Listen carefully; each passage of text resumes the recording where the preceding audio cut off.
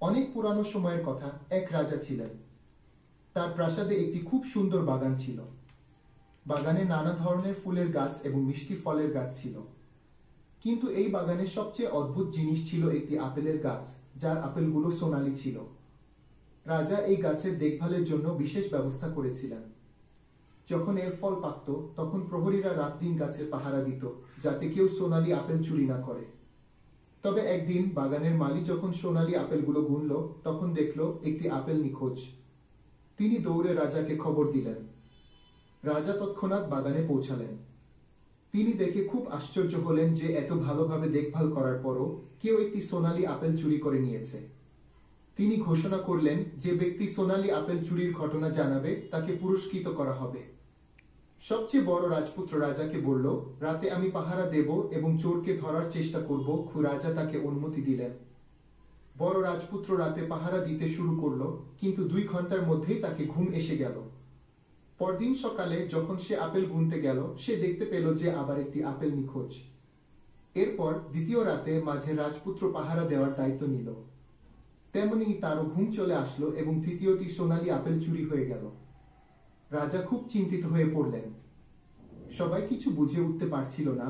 তখন সবচেয়ে ছোট রাজপুত্র এসে বলল, আজ রাত আমি পাহারা দেব এবং চোরকে ধরব। রাজা এই রাজপুত্রকে বিশেষ গুরুত্ব দিতেন না এবং তাকে নির্বোধ মনে করতেন। তিনি তাকে ডেকে বললেন, তুমি কি ভাবছো? তোমার কি মনে হয় তুমি সফল হবে? তোমার বড় ও বেশি বুদ্ধিমান রাজপুত্ররা এই কাজে ব্যর্থ হয়েছে।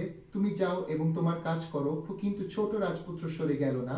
তিনি রাজাকে অনুরোধ করলেন, দয়া করে আমাকে একটি সুযোগ দিন। কি অবশেষে রাজা রাজি হলেন। রাতের বেলা ছোট রাজপুত্র পাহারা দেওয়ার দায়িত্ব নিল। তিনি ঠিক করলেন তিনি কোনোভাবেই ঘুমাবেন না এবং চোরকে ধরতেই হবে। যখন মধ্যরাত্রি হলো এবং রাতের শেষ ঘন্টা বাজলো, তখন রাজপুত্র দেখল যে একটি সুন্দর সোনালী পাখি কোথা থেকে উড়ে এসে আপেলের গাছের উপর বসে। সে দেখল পাখিটি সোনালী একটি আপেল তুলে তার ঠোঁটে ধরল। রাজপুত্র তৎক্ষণাৎ তীর ছুড়ল, কিন্তু তীরটি পাখিটিকে স্পর্শ করল না এবং পাখিটি পালিয়ে গেল। তবে পাখির একটি সোনালী পালক ভেঙে মাটিতে পড়ল। পরদিন সকালে রাজপুত্র রাজাকে পুরো ঘটনা বলল এবং সোনালী পালকটি তার সামনে রেখে দিল। পালকটি এত সুন্দর এবং এত দামি ছিল যে রাজা সেটি দেখে হতবাক হয়ে গেল। তিনি বললেন, যদি একটানা পাখির পালক এত সুন্দর হয়, তবে পুরো পাখিটি কত সুন্দর হবে। তিনি চান যে কেউ সেই পাখিটিকে ধরে নিয়ে আসুক। সবচেয়ে বড় রাজপুত্র প্রথম এই কাজে বের হলো। চলতে চলতে সে একটি জঙ্গলে পৌঁছালো। সেখানে সে একটি শিয়ালকে একটি গাছের নিচে বিশ্রাম নিতে দেখল। রাজপুত্র সুযোগ পেয়ে ধনুক থেকে তীর নিয়ে প্রস্তুত হলো। সে তীর ছুড়ার ঠিক আগে শিয়ালটি চিৎকার করে বলল, রাজপুত্র, আমাকে মেরো না। আমি জানি তুমি সোনার পাখির সন্ধানে বেরিয়েছ। তুমি যদি আমার পরামর্শ মানো, তাহলে তোমার কাজ দ্রুত শেষ হবে। তুমি এই পথ দিয়ে সোজা চলে যাও। সন্ধ্যায় তুমি একটি গ্রামে পৌঁছাবে। সেখানে তুমি 2টি ধর্মশালা পাবে। 2টি ধর্মশালা একটি অপরটির সামনে। একটি ধর্মশালা খুব সুন্দর ও সজ্জিত থাকবে, কিন্তু তুমি সেখানে যাবে না। তুমি তার সামনের অপর ধর্মশালায় যাবে, যা খুব সাধারণ ও দেখতে ভাঙাচোরা। এতে তোমার কাজ সহজেই শেষ হবে। শিয়ালের কথা শুনে রাজপুত্র হেসে উঠল। সে ধমকে বলল, এখান থেকে চলে যাও। তোমার পরামর্শের দরকার নেই আমার। কে বলে সে তীর ছুঁড়ে মারল, কিন্তু শিয়ালটি খুব চালাক ছিল। সে পালিয়ে গেল। রাজপুত্র এগিয়ে চলল। সন্ধ্যায় সে গ্রামে পৌঁছে দেখল যে সত্যিই রাস্তার ধারে 2টি ধর্মশালা আছে। একটি খুব সুন্দর ও সজ্জিত এবং ভেতর থেকে নাচ গানের শব্দ আসছে। অন্যটি ভাঙাচোরা ও অন্ধকারাচ্ছন্ন। রাজপুত্র সুন্দর ধর্মশালায় ঢুকে গেল। কিছুক্ষণের মধ্যেই সে ভুলে গেল যে সে আসলে সোনার পাখির খোঁজে বেরিয়েছিল। যখন অনেক সময় কেটে গেল এবং বড় রাজপুত্র ফিরল না, তখন মাঝের রাজপুত্র সোনার পাখির খোঁজে বাহির হলো। সেও একইভাবে জঙ্গলে পৌঁছালো। সেই শিয়ালের দেখা পেল। এই রাজপুত্র শিয়ালের কথা পাত্তা দিল না। সন্ধ্যায় গ্রামে পৌঁছে সে সুন্দর ধর্মশালায় থাকলো এবং নাচ গানে মত্ত হয়ে নিজের কাজ ভুলে গেল। অবশেষে সবচেয়ে ছোট রাজপুত্র রাজাকে বলল, আমি সোনার পাখির খোঁজে যাব। রাজার বিশ্বাস ছিল না যে ছোট রাজপুত্র সফল হবে, যেহেতু তার বড় ভাইয়েরা ব্যর্থ হয়েছে। কিন্তু জিদের মুখে রাজা তাকে অনুমতি দিলেন। ছোট রাজপুত্র প্রস্তুত হয়ে বাহির হলো। জঙ্গলে সেও শিয়ালের দেখা পেল। রাজপুত্র শিয়ালের কথা মন দিয়ে শুনল এবং বলল, ঠিক আছে, তুমি যেমন বলছো আমি তেমনি করব। তুমি যাও, আমি তোমাকে মারব না কি? শিয়াল খুশি হয়ে বলল, তুমি খুব ভালো ছেলে। তুমি আমার কথা উপহাস করনি এবং তীর মারনি। আমি তোমাকে সাহায্য করব। এসো, আমার লেজে বসো। আমি তোমাকে ধর্মশালায় পৌঁছে দেব। কিছুক্ষণের মধ্যেই শিয়ালের লেজ বড় হয়ে গেল এবং রাজপুত্র তাতে বসল। শিয়াল বাতাসে উড়ে মাঠ পাহাড় পেরিয়ে সেই গ্রামে পৌঁছালো। রাজপুত্র শিয়ালের পরামর্শ মেনে ছোট ও পুরানো ধর্মশালায় থাকলো। পরদিন সকালে সে আবার শিয়ালের দেখা পেল। শিয়াল বলল, এবার আমি বলি তুমি কি করবে। তুমি সোজা এগিয়ে যাও। সামনে একটি বড় কেল্লা পাবে যেখানে সিপাহীরা পাহারা দিচ্ছে। তুমি ভয় পেও না, সোজা ভেতরে ঢুকে যাও, কারণ তারা এখন ঘুমিয়ে থাকবে। তুমি নির্ভয়ে কেল্লায় ঢুকে ঘরগুলো পার হয়ে সেই জায়গায় যাবে যেখানে একটি সাধারণ কাঠের খাঁচায় সোনার পাখি বন্দী আছে। তুমি খাঁচা সহ পাখিটিকে নিয়ে কেল্লা থেকে বেরিয়ে আসবে। সেখানে পাশে একটি অত্যন্ত সুন্দর সোনালী খাঁচাও রাখা থাকবে। তুমি ভুলেও পাখিটিকে সেই খাঁচায় রাখবে না। কিন্তু তুমি যদি কাঠের খাঁচা থেকে পাখিটিকে সোনালী খাঁচায় রাখার চেষ্টা করো তাহলে পরে আফসোস করবে। এ কথা বলে শিয়াল আবার রাজকুমারকে তার লেজে বসালো এবং কিছুক্ষণের মধ্যেই তাকে কেল্লার কাছে পৌঁছে দিল। রাজকুমার কেল্লার কাছে গিয়ে দেখল সত্যিই প্রহরীরা ঘুমিয়ে আছে। সে নির্ভয়ে সোজা মহলে ঢুকে গেল এবং কিছুক্ষণ পরেই সেই কক্ষে পৌঁছে গেল যেখানে সোনালী পাখিটি একটি খাঁচায় বসেছিল। খাঁচার পাশেই সোনালী 3টি আপেল পড়েছিল। ওই আপেলগুলো দেখে রাজপুত্র তখনই বুঝে গেল যে এগুলো তার বাবার বাগানেরই ছিল। সোনালী পাখিটি এত সুন্দর ছিল যে রাজপুত্র তাকে দেখে মুগ্ধ হয়ে গেল। সে পাখিটিকে তুলতেই যাচ্ছিল, কিন্তু তার নজর পড়ল পাশেই রাখা এক সুন্দর সোনালী খাঁচার উপর। খাঁচাটি খুব সুন্দর ছিল এবং এতে নানা ধরনের মূল্যবান রত্ন সাজানো ছিল। সোনালী পাখির জন্য সেটি উপযুক্ত মনে হলো। রাজপুত্র শিয়ালের কথা ভুলে গিয়ে পাখিটিকে কাঠের খাঁচা থেকে বের করে সোনালী খাঁচায় বন্দি করে ফেলল। তবে নতুন খাঁচায় আসার সাথে সাথে পাখিটি জোরে চিৎকার শুরু করে দিল। রাজপুত্র খাঁচাটি নিয়ে কক্ষে থেকে বের হতে পারেনি। অনেক সিপাহী কক্ষে ঢুকে এসে রাজপুত্রকে ধরে ফেলল। এখন রাজপুত্র বুঝতে পারল সে কি ভুল করেছে। তার মনে পড়ল শিয়াল কি বলেছিল, কিন্তু এখন আর কিছুই করা সম্ভব ছিল না। সিপাহীরা তাকে ধরে রাজা আদালতে নিয়ে গেল। রাজা তাকে জিজ্ঞেস করলে রাজপুত্র পুরো ঘটনা খুলে বলল। রাজা বললেন, তুমি আমার প্রাসাদে চুরি করতে ঢুকেছিলে, আমি তোমাকে ক্ষমা করতে পারবো না। তোমাকে ফাঁসি দেয়া হবে। তবে আমি তোমাকে একটি সুযোগ দেব। যদি তুমি আমার জন্য সোনালী ঘোড়া এনে দিতে পারো তবে আমি তোমাকে শুধু মুক্তি দেব না, বরং সোনালী পাখিটিও তোমাকে দেব। রাজপুত্রকে তার জীবন বাঁচাতে রাজার শর্ত মানতে হলো। এখন সে সোনালী ঘোড়ার সন্ধানে বের হলো। প্রাসাদের বাইরে গিয়ে সে দেখল যে শিয়াল তার অপেক্ষায় দাঁড়িয়ে আছে। রাজপুত্র তার সমস্ত ঘটনা শিয়ালকে জানালো। শিয়াল হতাশ হয়ে বলল, আমি আর তোমার সাহায্য করতে পারবো না। তুমি আমার কথামতো কাজ করলে তাহলে এই বিপদে পড়তে হতো না এবং সোনালী পাখিটিও পেয়ে যেতে। রাজপুত্র বলল, এইবার আমাকে ক্ষমা করে দাও, আমি ভুল করেছি। আমার কাজ তোমার সাহায্য ছাড়া চলবে না। রাজা আমাকে সোনালী ঘোড়া এনে দিতে বলেছে, না হলে আমাকে ফাঁসি দেয়া হবে। শিয়াল বলল, তুমি ভালো ছেলে, তুমি আমার পরামর্শ হাস্যকরভাবে উপেক্ষা করনি, তাই আমি তোমাকে সাহায্য করব। তুমি আমার লেজে চড়ে বসো, আমি তোমাকে সোনালী ঘোড়ার কাছে নিয়ে যাব। রাজপুত্র শিয়ালের লেজে বসে গেল আর কিছু সময় পর তারা সেই প্রাসাদে পৌঁছালো। সেখানে গিয়ে রাজপুত্র দেখল সেই ঘোড়ার ঘরে এক সোনালী ঘোড়া বাঁধা ছিল, যা সে কখনো দেখেনি। এটি ছিল অসাধারণ সুন্দর। রাজপুত্র ঘোড়াটি দেখে মুগ্ধ হয়ে গেল এবং তখনই ঘোড়াটি খুলে নিতে গেল। যখন সে ঘোড়াটি বের করতে যাচ্ছিল তার চোখ পড়ল কোণে রাখা একটি সোনালী জনির উপর। জনিটি খুব সুন্দর ছিল এবং এতে দামি হীরা এবং মুক্তা জড়ানো ছিল। সে মনে করল এত সুন্দর ঘোড়ার জন্য সোনালী জনিটি খুবই মানানসই হবে। রাজপুত্র পুরানো চামড়ার জনি দেখে ভালো লাগলো না, তাই সে সোনালী জনিটি তুলে নিল এবং ঘোড়ার উপর সেটি লাগাতে শুরু করলো। ঠিক তখনই ঘোড়াটি হিনহিনে করে উঠল এবং সেখানে সকল সিপাহী উঠে গেল। কয়েক মুহূর্তের মধ্যেই রাজপুত্রকে ধরিয়ে দেয়া হলো। রাজপুত্রকে হাত বাঁধা অবস্থায় রাজার আদালতে নিয়ে যাওয়া হলো। রাজা সব ঘটনা শুনে বললেন, তুমি আমার ঘোড়া চুরির চেষ্টা করেছিলে, তাই তোমাকে ফাঁসি দেয়া হবে। তবে যদি তুমি আমার একটি কাজ করো আমি তোমাকে মাফ করতে পারি। রাজা বললেন, এখন থেকে কিছু দূরে একটি সোনালী প্রাসাদ আছে, সেখানে এক সুন্দর রাজকুমারী থাকে। যদি তুমি তাকে আমার কাছে নিয়ে আসো তবে আমি তোমাকে মুক্তি দেব এবং সোনালী ঘোড়া তোমাকে দেব। রাজপুত্র আবারও বিপদে পড়ল এবং রাজার শর্ত মেনে তার কাজ শুরু করলো। কিছু দূর চলার পর সে আবার শিয়ালের দেখা পেল। জেন শিয়াল তার কাজ শুরু করলো। কিছু দূর চলার পর সে আবার শিয়ালের দেখা পেল। জেন শিয়াল সব জানতো। শিয়াল বলল, তুমি আবারও আমার কথা শোনোনি, কিন্তু এবার আমি তোমার সাহায্য করব। তুমি আমার কথা অনুসরণ করলে এই বিপদে পড়তে হতো না। তবে এখন আমি তোমার সাহায্য করতে রাজি আছি।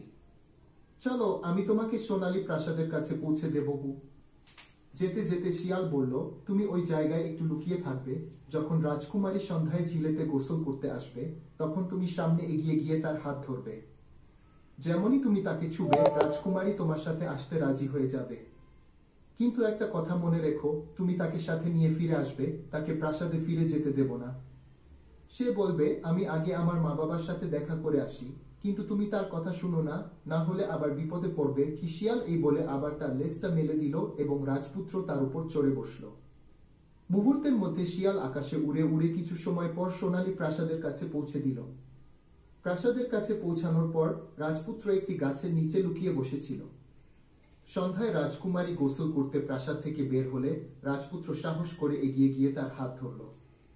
রাজকুমারী তার হাত ছোঁয়ার সাথে সাথে সে রাজপুত্রের সাথে চলতে রাজি হয়ে গেল।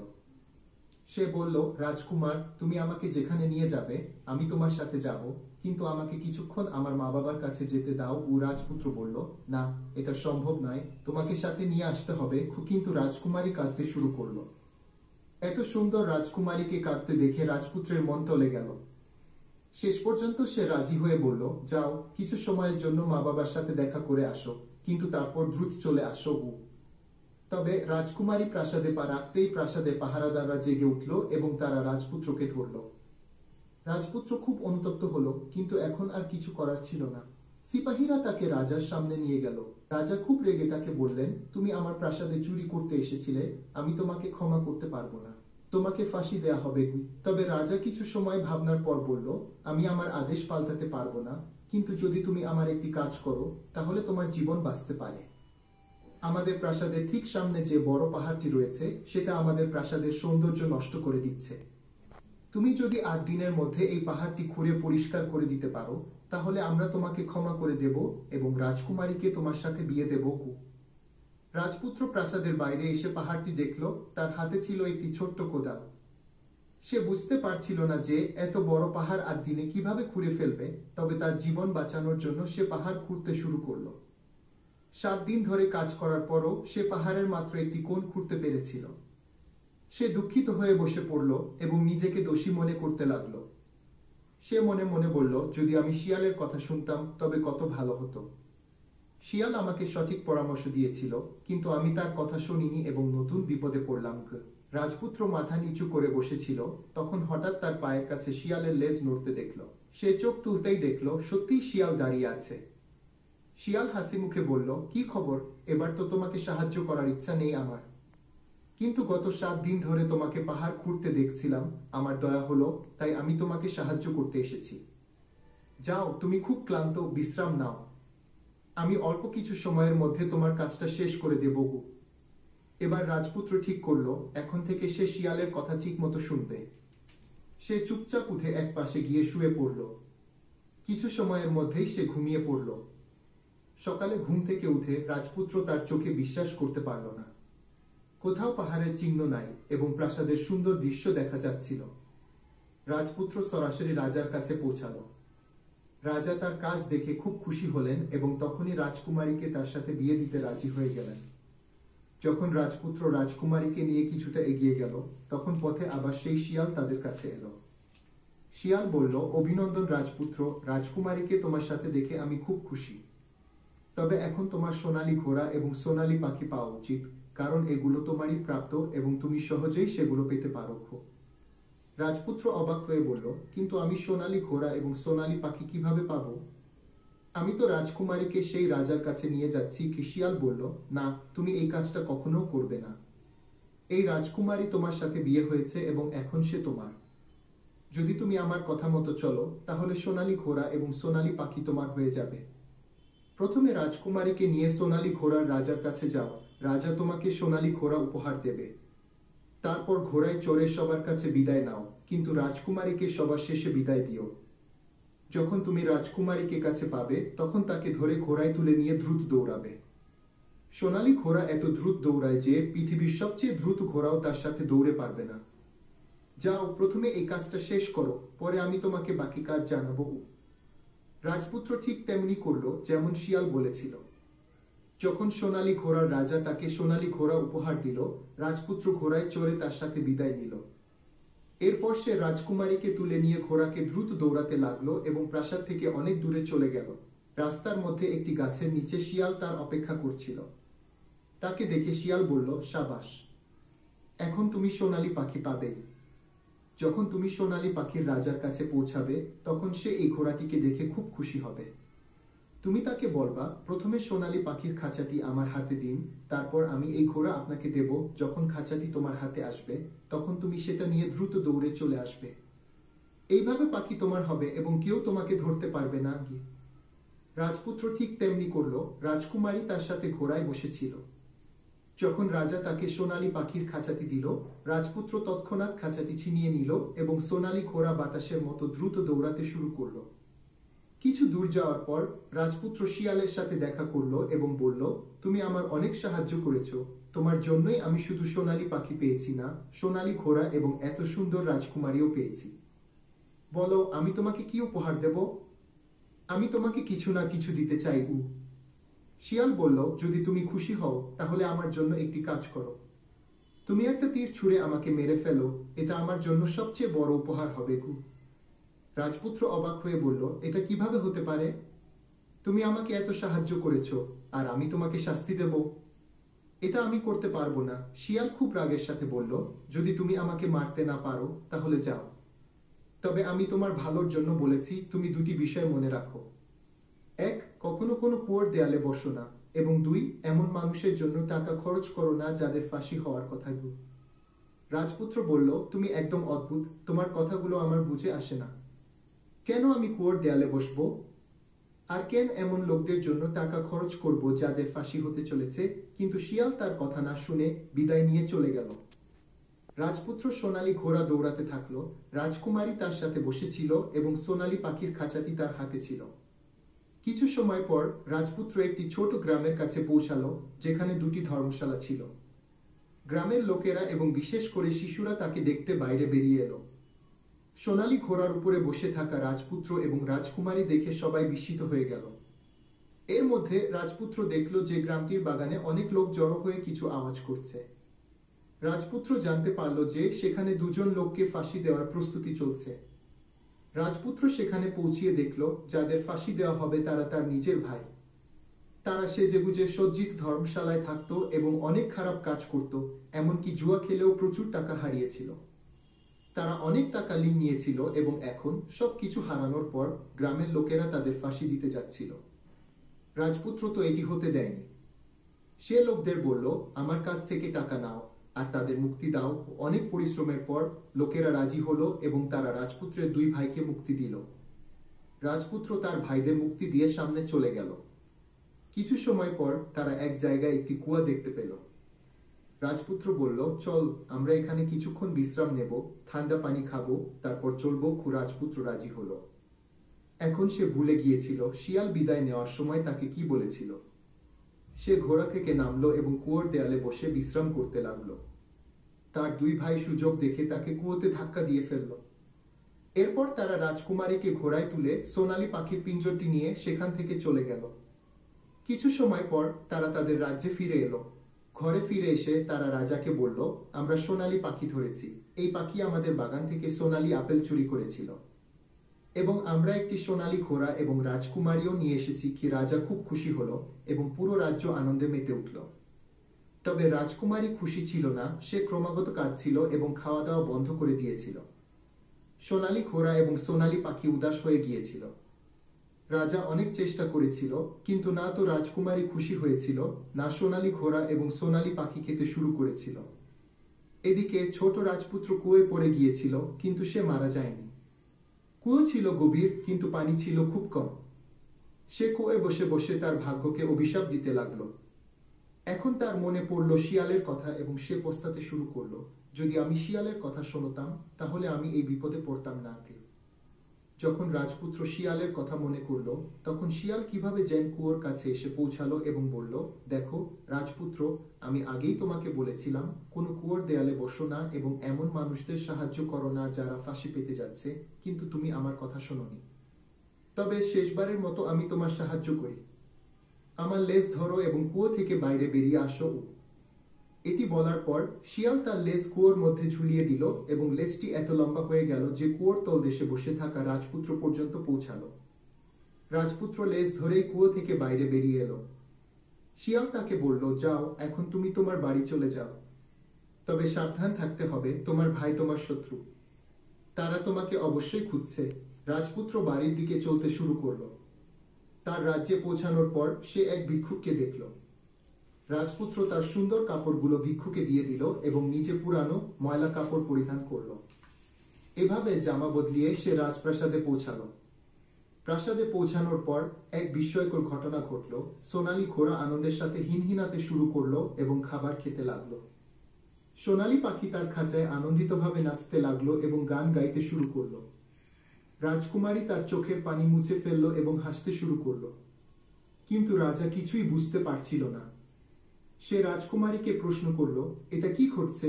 রাজকুমারী বলল, আমি তো আগে থেকেই বলেছি আপনার বড় এবং মাঝারি রাজকুমাররা ছোট রাজকুমারকে প্রতারিত করেছে, তারা আপনাকেও প্রতারণা করেছে, কিন্তু এখন আপনার ছোট রাজকুমার এখানে উপস্থিত, তাই আমি খুশি। তার সাথে আমি বিয়ে করেছি এবং তার সাথে সুখী হতে পারবো। এরপর সে একটি ময়লা কাপড়ে থাকা একজন পুরুষের দিকে ইশারা করে বলল, ওই দেখুন আপনার ছোট রাজকুমার উ। রাজা তার ছোট ছেলেকে চিনতে পারলেন। এখন রাজা তার ছোট ছেলের সম্পর্কে তার ধারণা পরিবর্তন করলেন এবং তাকে অনেক বেশি সম্মান করতে শুরু করলেন। তিনি সিদ্ধান্ত নিলেন তাকে রাজগদ্দিতে বসাবেন। বড় এবং মাঝারি রাজকুমাররা শুধু ছোট রাজকুমারকেই প্রতারিত করেনি, রাজাকেও প্রতারিত করেছিল। রাজা তাদের প্রতি খুব রেগে গেল এবং তাদের রাজ্য থেকে বের করে দিল।